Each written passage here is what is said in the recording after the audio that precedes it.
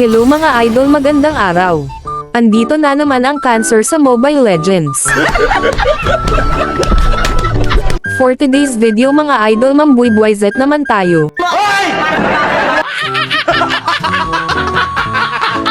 Pagka-open ng ML bigla may nag-invite yung kamag-anak ko mga idol, di ko inakala pagkapasok ko sa lobby 5 man pala kami. Parang may naamoy ako hindi maganda. Ito nga mga idol dahil kulang pala sila sa roamer kaya sa ngayon mga idol biyaheng roam tayo. At dahil malakas at multi-role naman tayo mga kaya tayo ay nag-adjust. Di totoo yan. Bola lang yan. Dahil nga pabeda at cancer tayo sa ML, pinik ko yung pinakamalakas pagdating sa roam si Layla. Alam ba ninyo mga idol na si Layla ay isang mabangis at magaling pagdating sa roamer, haha. Paano masabi? Dahil ang bida natin ngayon ay si Layla na tank at nag-tank emblem na tayo at magta-tank build tayo. Panoorin ninyo hanggang dulo kung paano namin pinaglaruan at dinurog ang kalaban mga idol. Dito nga dahil tank tayo, sumama tayo sa core para matulungan siya mag-farm. Okay.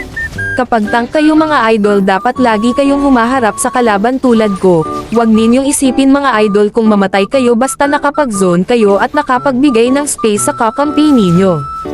Ang goal ko pala this season ay mambad trip sa mga players ng ML at magpa-high load sa kanila. Huwag mong subukan. Masisira ang buhay mo.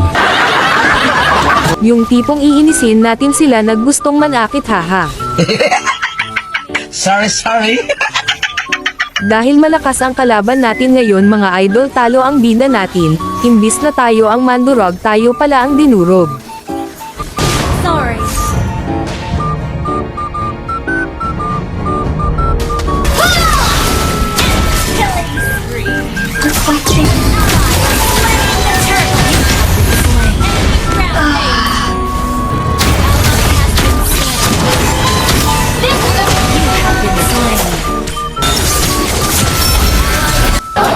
Tahiyan nyo!